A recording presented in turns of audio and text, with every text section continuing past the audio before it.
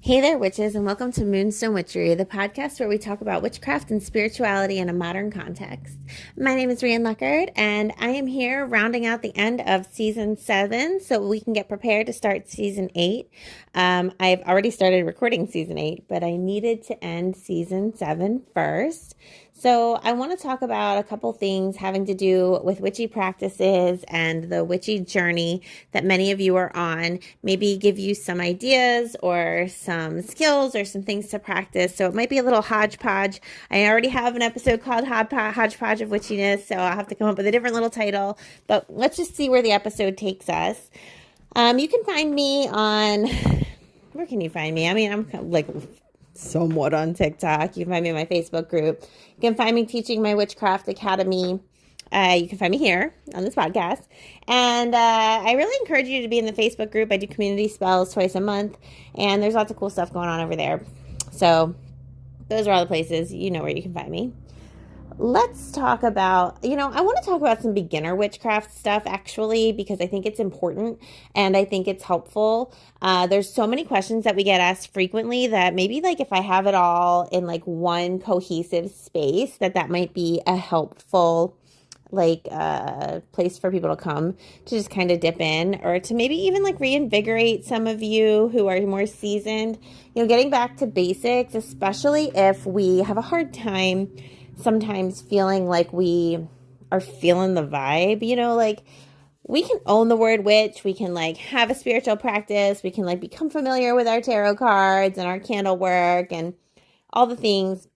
And then like, depending on what life's doing, sometimes we feel just like weirdly disconnected. So I do want to talk about that part too. So let's see. When you're going to do candle spells, I want to start real basic here. Okay. First of all, yes, spells are real. I have like second or third episode of this whole series, like from a billion years ago, is like the, what did I call that? Whatever it was a clever title. But it's basically like, how does candle magic work? So you can always go back and revisit that because it's like the physics of it, of how these things really actually work. What you want to do when you want to do a spell, so important. I want you to figure out what your spell's about. Sounds so dumb, but like if you're going to do a spell, spend some time however you like talking to yourself and like journaling and like, or like verbally journaling or journaling in your thoughts. And those of you who aren't really like into journaling, I've noticed a couple things, and this is why I'm so big on like there's no such thing as rules, because like sometimes people will be like, oh, I have to journal, so, and I don't like to journal, so therefore I'm never gonna get past whatever next step is journaling. Like a long time ago, there was this book, and it's called The Artist's Way. I think her name is Julia Cameron. I don't remember who wrote it. And it's like a 12-week course in this one book where it's like, if you do these 12 weeks of coursework, like you will unlock you like the inner artist within yourself, whatever, blah, blah, blah. But one of the rules for being in this course is like, you have to do these things called morning pages. And it's like every single day, like the very first thing you do is you write 3 pages of whatever the fuck. It doesn't even matter what it is. And if you hear background sounds, like I have to walk like all the time right now, which I'm going to address why in season 8. But sorry about the background sounds. And you also know I have dogs, and no matter how I try to keep them quiet, like trigger, alarm, alert, whatever, you might hear dogs. So morning pages, she's like, every day, wake up, write 3 pages of whatever. And, when I was like in some other group, like, oh my God, it must have been like 12 years ago. We were trying to do this and everyone was like, cannot do the morning pages. So like no one ever got past it. And in my brain, I'm kind of like, why though? Like not everyone's going to have the same process. But if you authentically want the outcome, like modify for yourself. I'm big on modification. Like if we're going to take the time to do self-work and like go to therapy and like read books and like listen to podcasts and like figure it the F out, then I really want us to like take that self-knowledge and apply it and like give ourselves permission to allow ourselves to do things in a way that works for us. So if you are not a journaler and I'm over here like journal about your spell, Don't let that stop you. Talk to yourself about your spell. Think about your spell. Like, do art about your spell. I don't know, like, whatever. But the point I'm trying to actually make is like, know what your spell's about. Like, if you want to do a spell to help somebody in your life, figure out what outcome you actually want to have. If you want to do a spell to have resolution, so many times people are like, I want this person to see how terrible and damaging they are. I'm like, why? Like, what is that going to do? Like, okay, so someone mean finds out how terrible and damaging they are. The typical response to someone finding out they've been harmful is a shame spiral, a self-hatred spiral, or denial, or like an inability to cope. People who are all right, like walking around being cruel in the world, them finding out that their cruelty has been effective, I don't know what that does. Why is that an outcome you're seeking?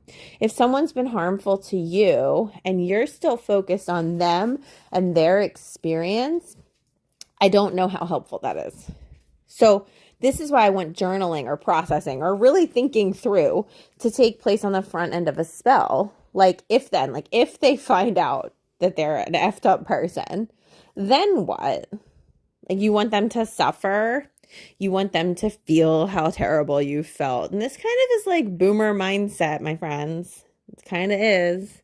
Because like boomer mindset is like, why should these kids get to have like better things than I had? I turned out fine. Why should we not beat our children? Like I was beaten and I'm great. Like, like I don't understand and I don't know that it's helpful.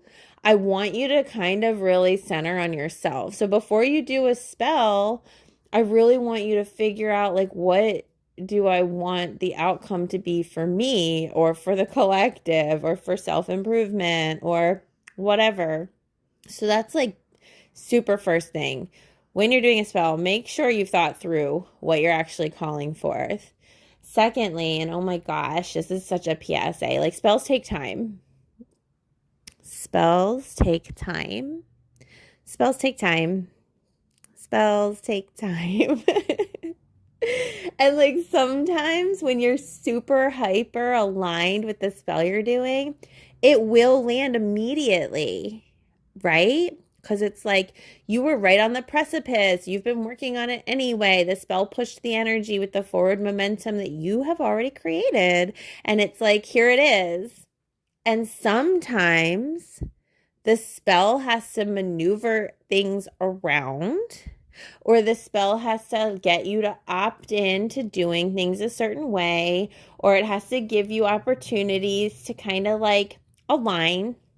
Because I always talk about it like this, like if you're going to do a spell, shifting the energy of your life, you're going to have to move somewhere else. I don't mean like your house, but I mean like if you're standing here and you don't have the thing that you want, where you're standing, metaphorically, energetically, emotionally, perhaps physically, where you're standing doesn't match the outcome you want, right?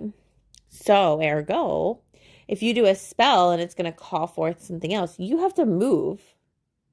You have to shift to be in a place where you can stand in that energy. And I'm using this language because I'm like, I think that when people are told like you have to be willing to receive it, that doesn't translate for anyone's brain, because wanting something and being willing to receive it are two different things. I super duper want to not have financial problems, for example. That doesn't mean I'm willing to not have financial problems. If I've had a lifetime of a pattern of like struggle, or if I have a lot of fear around scarcity, or if I am really effed up by my current financial situation, it's like fear, fear, fear, fear, fear. I'm not ready to receive it. I'm not standing in the right place. I'm standing in the place where I have financial problems. So the universe, if I do spell work for prosperity, is going to give me opportunities to like change my own mind in a move, right? And so you might have a spell integrate itself through a series of small shifts that you choose to opt into.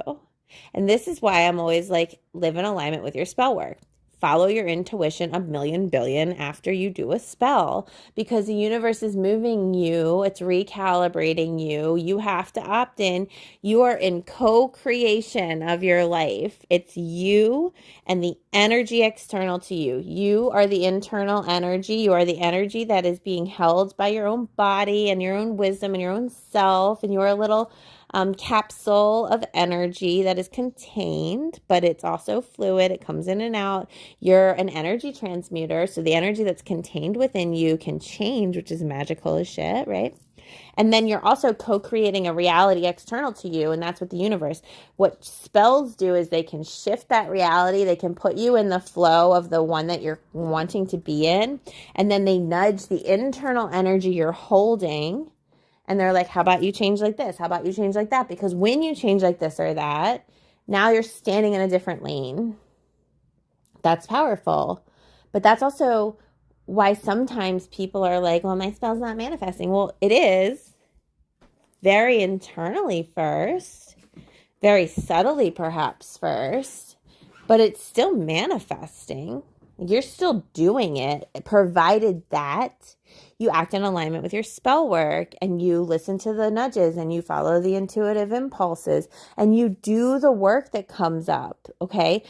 Sometimes someone will do a spell that's like, improve my world. And then their world starts to fall apart and they're like, oh my God, did I do it wrong? And I'm like, sounds like you did it right. Because now you're seeing every effing place in your world that doesn't match where you're trying to be. And now you're seeing exactly what you need to do to get somewhere different so that you can match what you're trying to call forth. Sometimes things coming together means they fall apart first. We know this with our brains, but when we're living it, oh my gosh, isn't it hard to hold that perspective when you're living it? So I'm asking you to hold trust in a bigger picture. And I'm asking you to have willingness to do the thing. And I'm asking you to please try not to put a timeline cap upon your magic. This happens a lot in the big group on Facebook where it's like, I'll do a community spell. We'll get like 25 people being like, oh my God, this is working like this and like this and like this. And then there's always a couple people that are like, my life's not working like that. Where's my results? And I always say to them, spells take time. Because even though there's some people, it'll be a hot flash. It'll be like really intense. They're aligned probably. They're already ready. There's already a place for it. They were in a space of receiving.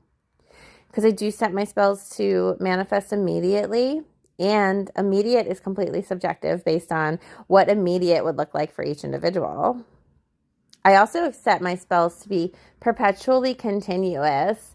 As long as you're aligning with them, right? So that doesn't mean just because somebody got their results like right the F away, doesn't mean you're not going to get your results even like 3 months later. When I was being mentored in spell work, I had 2 different mentors and they both were like, spells take a lot of time. Like, just have infinite patience.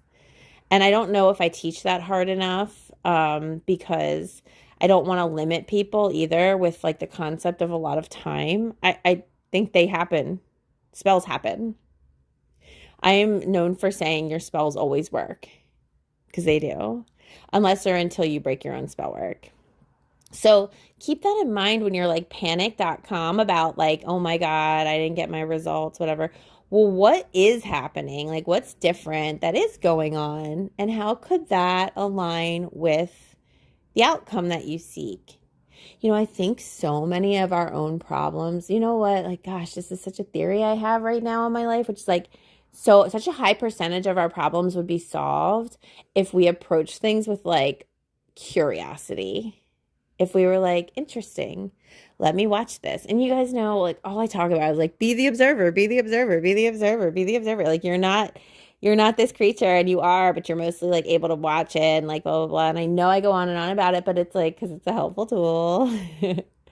And if you could study your situations with curiosity, I think that we would find like, if we can look at the world as like a metaphor or a symbol, or like, what if you're living in this big, beautiful poem Or what if you're living in this like fancy song that has all this meaning, right? Like, what are the signs and symbols? Like, what is the metaphor? And like, how can you approach these things that happen as if they are energetic invitations or energetic commentaries or signs and symbols, like big things that are going on? Like, I did this and now that person's acting like that. Like, how does that pertain? If I was acting in alignment with my spell work, what would I do in this situation rather than being on my default? Because spell work is going to challenge your defaults, because if your defaults were working to create that outcome, you wouldn't be doing a spell to create that outcome. So we always got to challenge our defaults, friends. So, okay, you want to like figure out what your spell's about. You want to have patience. You want to know spells take time. And then we're going to infuse our candles, if that's the way we're doing our spell work, with a lot of like focus, like intention. And this is where it's like, live in the energy that you're calling forth. And I don't need you to live in your own life that it feels that way, because for a lot of people, that's another barrier. I don't know how to feel like I'm safe and prosperous. I don't know how to feel like I'm secure financially. So how do I hold that? When I try to hold that energy, all I am filled with is like wishing for it, but also self-doubt. And isn't that counterintuitive? And doesn't that not work? Yeah. I mean, like if you're holding it with lots of self-doubt, like that's not helpful for infusing with intention. But also like what I want to say there is like when you're infusing a spell with intention, what I want you to do is to be like, what does wealth feel like?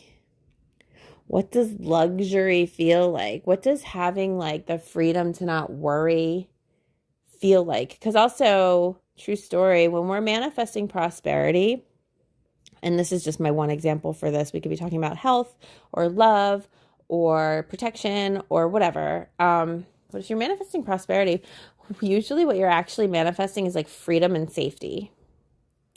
And if you spent time journaling or verbally talking through it or analyzing what you're actually asking for, you would know that. You would be like, do I actually, very few of us actually want like a Scrooge McDuck pool full of money to swim in. What we actually want is like, God, I just want to feel safe. Like, I just want to relax. I just want to be able to laugh with my kids and not be stressed every day. That's what we're actually trying to have. That's what we actually want. So when you're trying to infuse your candle with intention, hold it and be like, what would prosperity allow me to feel? What does that feeling feel like? And throw that in there. And you only have to hold it while you're summoning it forth, while you're commanding it, while you're calling it up. And, you know, access that infinite plane that holds that energy and ask it to do it for you. So you infuse it with your intention like that.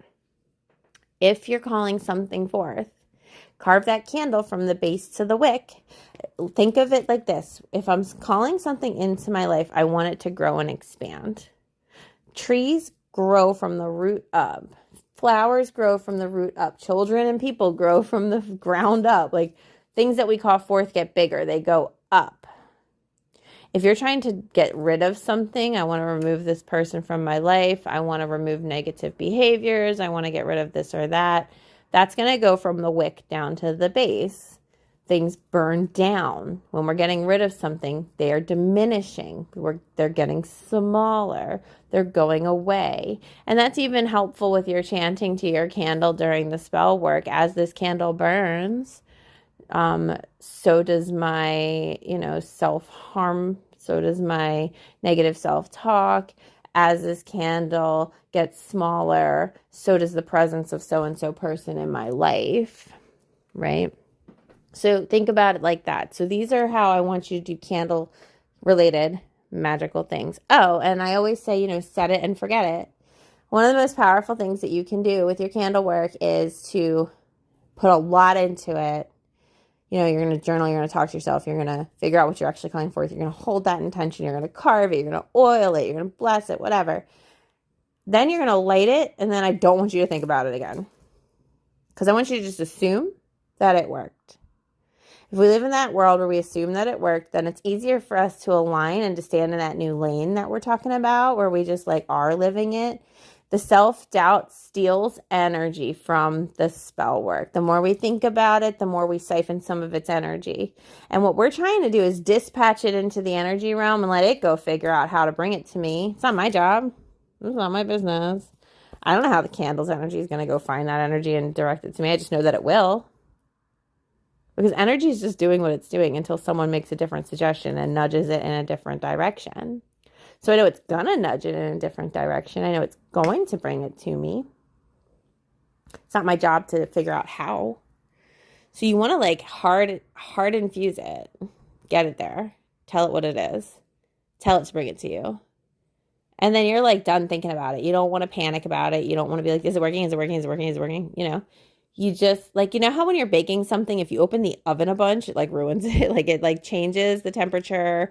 They don't come out as good. Like you put them in the oven, you listen to the, like you set the timer, you let it go. You don't come back really. Unless you're on like the Great British Baking Show and panicking because you have like 45 minutes to make something that takes like an hour and 20 minutes. But that's not what we're doing here. So I want you to practice setting and forgetting it. There's a certain level of confidence and trust. And that trust does not have to be in you. See, this is calling into account, friends, like how much do you actually believe what you believe?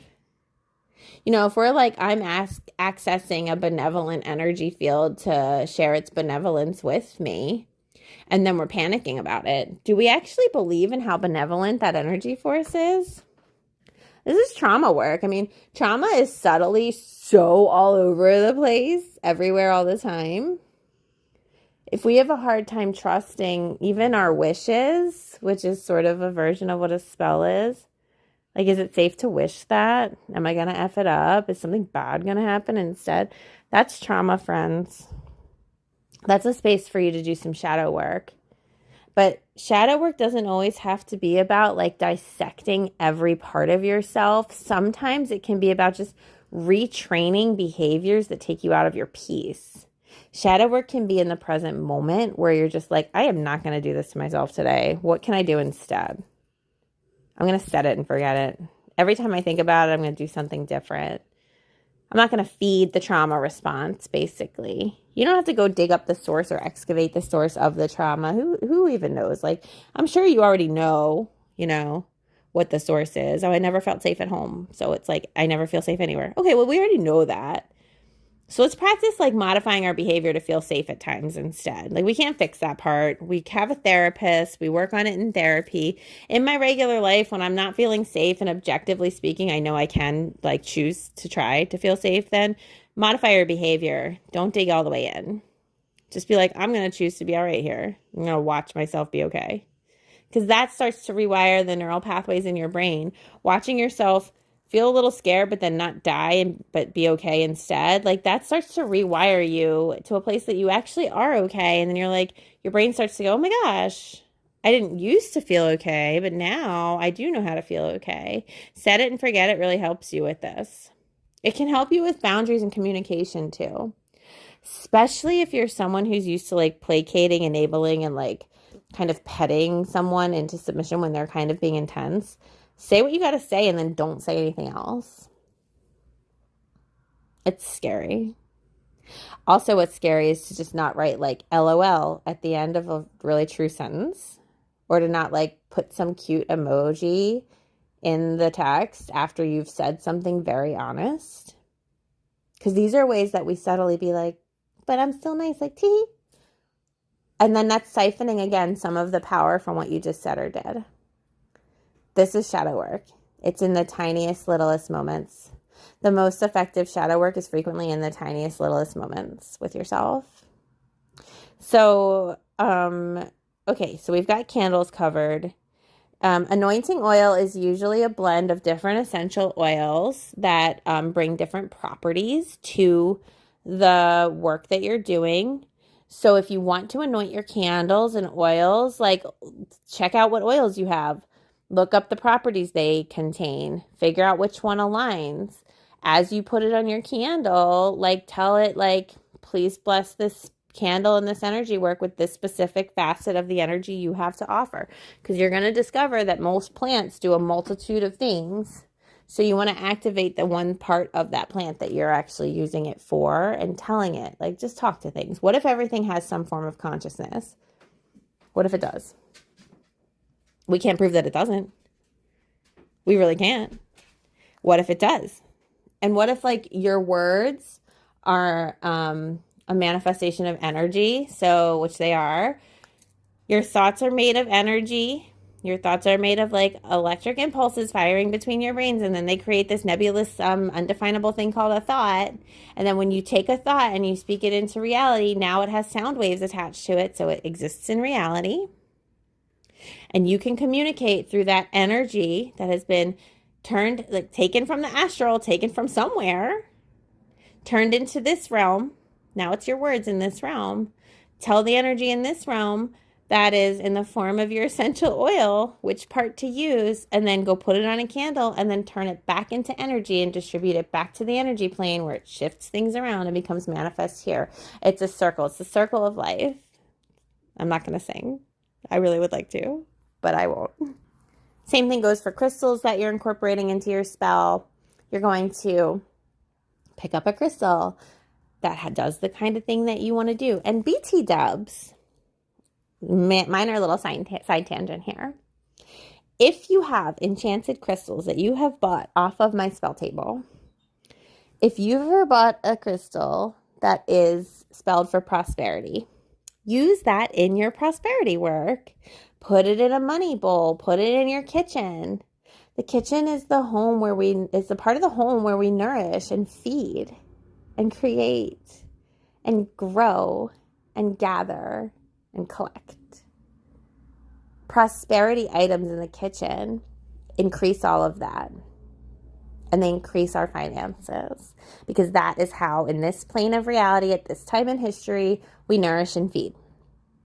So use your enchanted items. Use your spelled items in your spell work, because it's adding that spell that it came from to your spell. Additionally, sorry, a text came in and I happened to read it. Additionally, if you use your magical items, it charges them and makes their magic stronger. A lot of people are obsessed with this. How do I charge my crystals? How do I charge my items? How do I cleanse my items? How do I cleanse my crystals? I think people are cleansing too much. Maybe that's an unpopular opinion. That's fine. I can do that. People are cleansing their stuff a little too much, because an accumulation of energy when it's your own energy is great, especially when you're only working with these things with intention and purpose. Let it sit there, friends. And you can charge things under the moon. You can charge them on selenite. But honestly, to me, that's secondary charging. Primary charging looks like using your items for what their intended purpose is, because then they get to be what they're supposed to be. They get to do what they want to do. They've been charged and programmed and spelled to do a certain thing. It's just like how dogs like jobs. Dogs love being informed on how to do things and then asked to do those things because it's their job. It gives them a purpose. If you like your work, you want to go do your work. If you get to work and someone else is doing the thing that's your job, that's so annoying. And it's because you have a job. You know what you're supposed to do. Why aren't you doing it? This is how your crystals feel. Why are we charging them if we're not using them to do the things? And if we don't realize that using them to do their thing is charging them, the more you do your job and you do it well, the better at your job you get. And the more you think about your job and the more you strategize about your job and the more you figure your job out. This is the same thing. Dogs, crystals, work, it's all the same thing. Once something's in a lane, it wants to continue moving down that pathway. It wants to stay in that lane. It wants the forward momentum. If I put a spell on something, or if you put a spell on something, I'm kind of pushing the cart down the track. And I'm here's what your energy is. Remember, objects in motion stay in motion. Energy in motion stays in motion. If you have a spelled item, it's in motion. Keep it going. Use it for that. And it enhances it. But also, if you just have crystals and they're not spelled, that's fine. talk to them, figure out what they do, and say to them, hey, contribute this part of your energy to this spell work. And you can use that same crystal in a different thing, and you can be like, hey, contribute that part of your energy to that part of the spell work. Anything that you use in the bottom of a spell, at the base of a spell, you're putting it in a circle because the whole circle is the spell. The candle itself isn't just the spell. The whole damn thing is the spell. Which is why when I am offering pieces off the spell table, they already are spelled. When I'm casting that spell, when I'm putting it on there, I'm putting it on all the items and the candles. And then as the candles burn and their energy becomes palpable in the space, it all gets on those items too. They're all, every part of your spell is the spell. It's not just that candle. Okay? So this is some other foundational things to think about with our candle work and with initiating our witch work. With incense, same deal. Incense is often made up of different herbal components or resins or whatever it might be that all have different qualities that it contributes to the thing. And just like as a candle gets converted into energy, an incense stick also gets converted into energy. You can do a quick and dirty spell with just an incense stick. Hold it, talk to it, say, hey, as you burn, bring me this energy. And it will. And you can make offerings with the incense. You can give back with the incense. You can say, this smoke is a gift back. I'm turning this incense stick into smoke for the energy field to kind of feed it and gift it.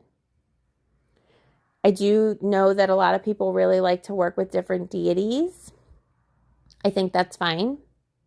And I think a lot of people are hyper uneducated on these deities, or they're collecting a lot of deities, which might not always go well, because if you're a whole ass deity, you want to be acknowledged in the fullness of yourself, and you don't always want to be approached for just what you can give. A deity is a more conscious form of energy. It's an amalgamation of different things, and it's given a name and a face and a role.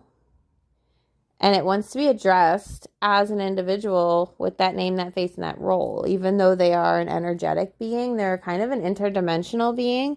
And I do think people are collecting deities and perhaps not engaging enough with them one at a time. And that doesn't usually go great. So just be like aware of what you're doing. If you decide to be a witch that works with deities, I know it's like very trendy. Try to be a witch that works with deities with reverence, respect, and intention. And it takes time. If you're going to devote yourself to something, that's devotion. Like that, being devoted is a thing. It's an energetic thing. You opt in. That's a time thing. You're saying, I'm dedicating some of my time. And also, the dedication of your time is part of the offering that you give to them. It's part of the exchange. So I want you to think about that as well. Having an altar means you're going to participate with it, feed it, interact with it. And you can have these deities in your homes without being like devoted to them, but then like don't always ask them for things or incorporate them in things, and just be like, this is art. I just have it here because I so appreciate your presence, but I'm not trying to have like a working dynamic necessarily with you. If you know your own limits and you can't, I would say just don't wander into that. Like, it's not necessary. Deity work is like closer to religious work. And it's very important for people who are part of closed practices. And closed practices have rules and regulations and systems of operation. And they are like a couple steps closer to being a religion, if not definitely being a religion.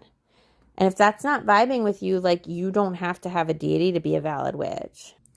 I also want you to spend some time practicing with yourself what it feels like to get into your channel. And I want to try to think of clever ways that I can succinctly like support this, because I do teach a whole class on this. And spoiler alert, I am literally about to launch a class based on the class I've been teaching for 15 years. And the class I was teaching for 15 years called Divine Communication. It's available in the Academy. There's like 6 different videos about it at least. And I used to do weekend workshops about it, and I taught it in the divinity school that I was on the faculty of, and I've taught it all over the place. I've been flown out to teach it places. It's a great course, and I've kind of like workshopped it, modified it. I'm reissuing it. It's a little bit rebranded. It's called Get Psychic AF. It's coming soon, and in this class, I'm going to go into depth about how you get into your channel, what that feels like, how to do it, how to live it, how to breathe it, how to be it, how to access it. Because the truth is that's your natural state of being in some ways. A lot of our life right now, in general, a lot of our life being here is about the merging. The merging. Human beings are the merge point. Anything alive is the merger point between spirit and tangible reality. And we have to learn how to marry those things. And that is challenging. But when we can accept, I mean, the first hurdle is like accepting that you're capable. That's really the hard part for most people. Yes, you do have a channel. Yes, you are connected. Yes, you can access it at any time. Merge, like trust it. Like, believe me, what if it's true? This is where what if it's true comes from. It comes from divine communication, aka Get Psychic AF. So I want you to practice believing that you have a channel, figuring out what it feels like. And so if you've ever had a moment in your life where you have felt connected to spirit, recall how that felt in your body. Where did it land in your body? What sensations did you get? How did it land? How did it feel? What was that like? That's you in channel. So I want you to practice being in channel. I want you to practice being in that place. And if the term being in channel is too stressy, overwhelming, like feels impossible for you specifically, that's fair. So don't worry about it. Practice being connected, practice feeling spirit, practice being in the flow. Find words. Again, we're working with ourselves. Find words that resonate for you for this. Because when you're in that space, you're communicating directly to spirit. You're like talking to spirit. It's like you've picked up the phone. You're on the phone with spirit. Okay? That's the space I want you to be in when you're doing spell work. That's also the space I want you to be in when you're manifesting. This is why people push meditation so hard. It's specifically to get the result of you understanding what that connection feels like. You're bypassing the brain. The brain is intangible reality. You're entering the spirit and the realm of just thought. Thought is somehow, in some ways, separate from the brain. This is a very nuanced thing. There's a place of spiritual energy that is made of just spirit, and then there's a nuancy level to it where it's like transferring that knowing into something that we can receive with thought and contemplation, or maybe perhaps we could use the word awareness, which is a word that like spiritual people like to use a lot. And awareness to me is like knowing about the energy, but perhaps not needing to define it very intensely. And meditation does this, but there's also other ways to do it. And some of them are what I'm telling you right now. If you can get into that space, you can call spirit on the phone at any moment and you can just be like, hey, blah, blah, blah, blah, blah. And you can live there in that connection. Looks like a figure 8, back and forth, whoop, whoop, whoop. Okay. And you can ask the questions, receive the answers. You can dispatch the requests. Like you can do all the things. And this is the space we kind of want to strive for, so that you don't necessarily feel like you have to have candles or journals or crystals or other specific tools. You just are there. And when you're there, you can just manifest, you can just call forth, you can just summon, you can witness, you can observe, you can dip into the astral plane, which we'll also talk about. You can look around and see what's there. You can validate yourself. You can not hyper question, but you can just receive. So much of being connected to spirit is the reception of information, but you're not putting necessarily labels on it. And so I'm talking a lot about labels. I'm all up in that. You might want to say to yourself, like, why? Why is she talking about this all the time? Why is she telling me these things? And a recent epiphany I've had about myself is like, I've been doing life coaching work for so many years. Um, and I'm like multiply certified. Like I've done several different classes, but I've just made it my own. Like I have all these certifications and I'm just kind of like, nah, yeah. But I've been doing it for so many years that I'm very used to gentle guidance because that's the kind of coach I decided I wanted to be. Back when coaching first came out, when I was first getting certified, the year was like 2005. Okay. And it was so trendy right then to be a very harsh coach. I don't know if you remember this, but way back in the early 2000s, okay, there was this show and it was called Starting Over. And Ilyana, I can never say her name right, Ilyana Van Zant was one of the coaches. She's such an amazing person. Although I haven't followed her work in the past like 10 years, but she was cool. And then there was this lady called Rhonda Britton, and she was the other coach. And they were life coaches. And it was this whole house, almost like a recovery house, but it was not for drugs and alcohol. It was for people who were like, my life is a mess, I need help. And it was life coaches in a house. And they were in the Starting Over house. And they were like, helping these people fix their lives. This would be such a cool show to do. I would love to be a coach on this show if they ever brought it back. Oh my God, how good of a show would that be? I would be so happy to do this. This would be so fun. But anyway, so they would coach them and they would help them with behavior modification and retraining their brains and all this stuff and like make their lives feel better. And this is like reality TV. It was a little early because right now I feel like we're more primed for like self-reflective reality TV, but like back then it was like The Real World and like just like all this other stuff. But anyway, so it was very trendy then when this show was happening to be like they were calling it laser coaching. And they were like, you know what you don't see about yourself? That you are sabotaging every part of your life in every moment. And you are doing it almost like with this ferocity. It's like you want to sabotage your life. Like, what are you doing? And they would just like slam a person like that. And this first life coaching certification program that I went through was called Fearless Living. And it was founded by, created by Rhonda Britton, one of the teachers or the coaches from that show. And she wrote all these books and she's great. And her style is like that. And I would go through this program, and this was like a 3-year program, BT Dubs. Like it's nothing like what life coaching certs are like now. This was incredibly different. Like I went to places to learn with humans in a room. I had to record my coaching sessions on tape recorders and mail them to my mentor who would listen to them and take notes and give me notes and mail them back. And then I would read the notes while on a phone call with her. It was like dial-up internet. Like this was like a whole thing. But I would travel to go to these classes. Like this was like in person over years. Okay. And I was like, I don't want to be that kind of coach.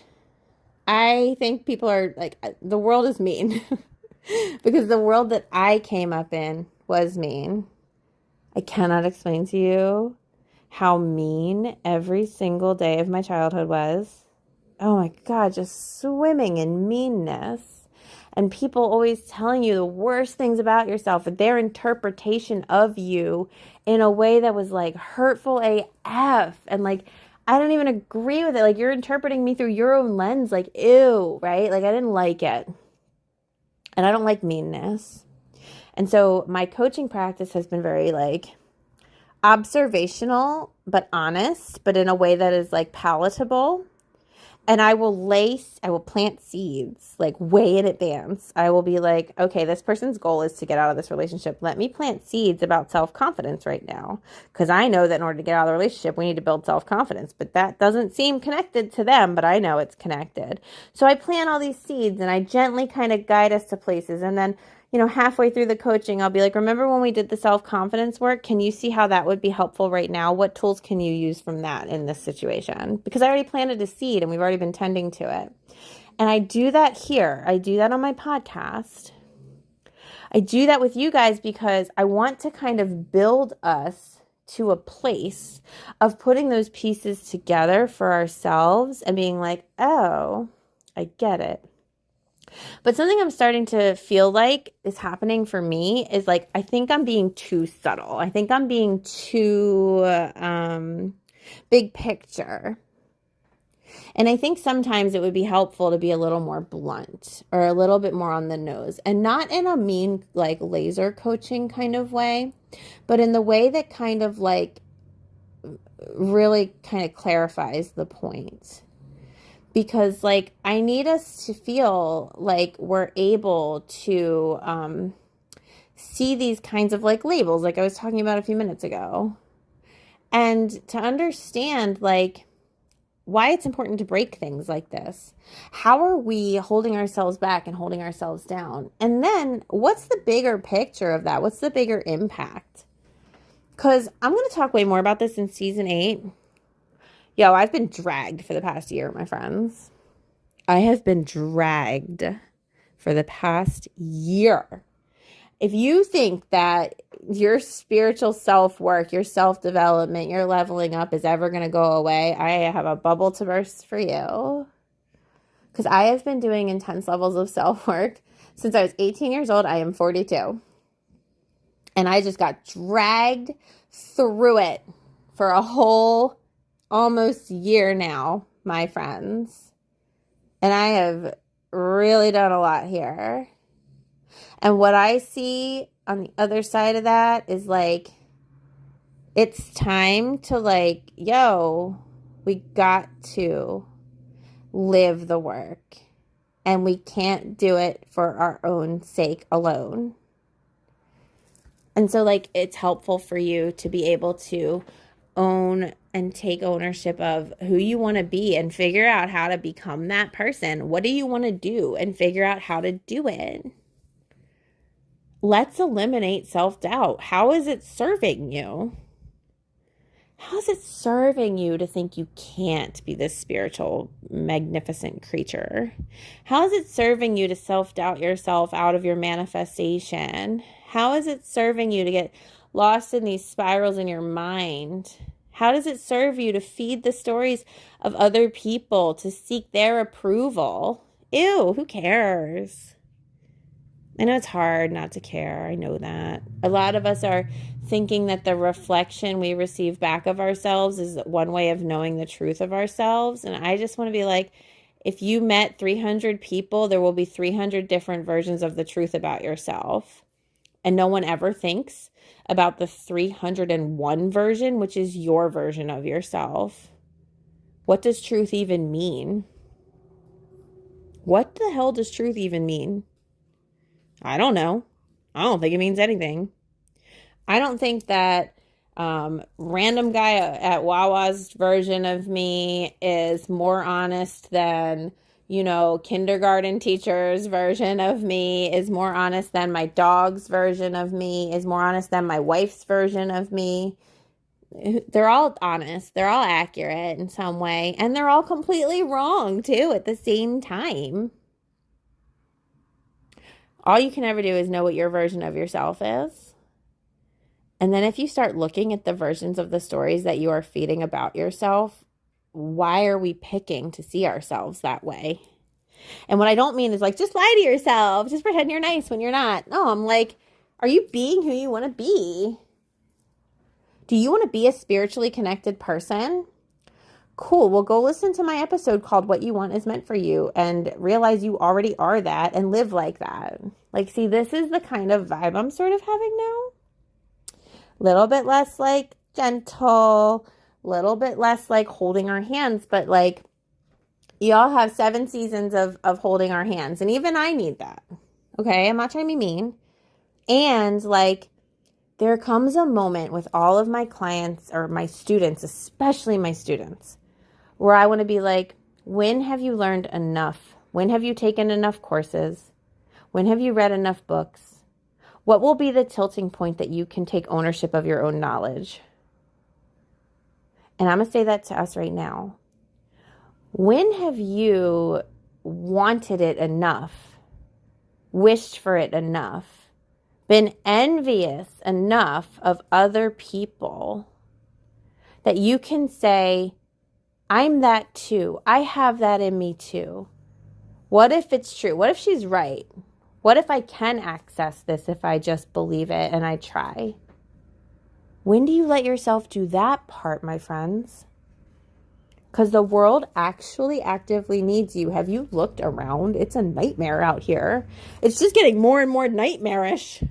But we're not going to hold that too hard. We're going to hold like, let's all like pop that bubble instead. Let's all like come together. What unity consciousness requires both unity and consciousness, guys. Love like each other, like authentically. Real love doesn't have like secret seething rage attached to it, right? And the consciousness is a reference to you being connected to that source energy. We're all like, oh, it's all unity consciousness. So live in unity consciousness, please and thank you. Okay.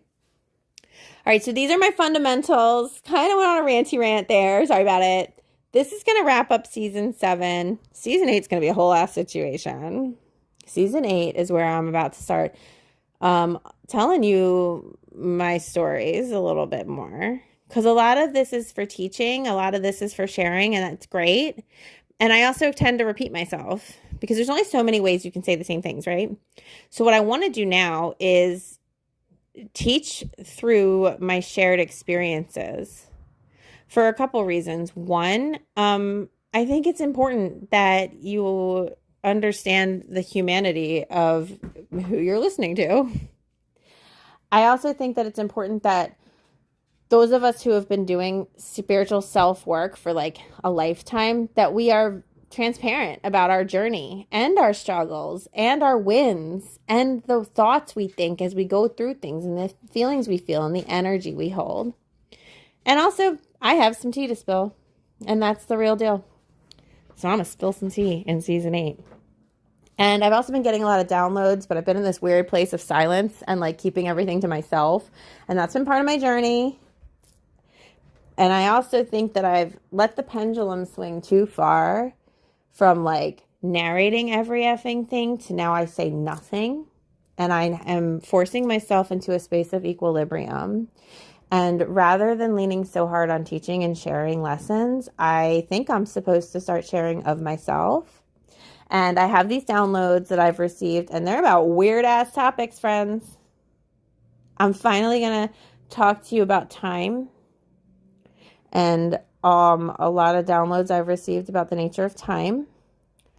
I am pretty clear on a lot of the weird workings of what reality and consciousness are. Been getting downloads about that. We're going to talk about the aliens. Oh, yes, we are. And I'm going to spill a bunch of tea. So season 8 is going to be a little bit great. And I'm looking forward to you joining me there. And I'm so grateful to you for listening. My podcast has fallen completely out of relevancy into the abyss of hibernating podcasts as I've been navigating all the fuckery.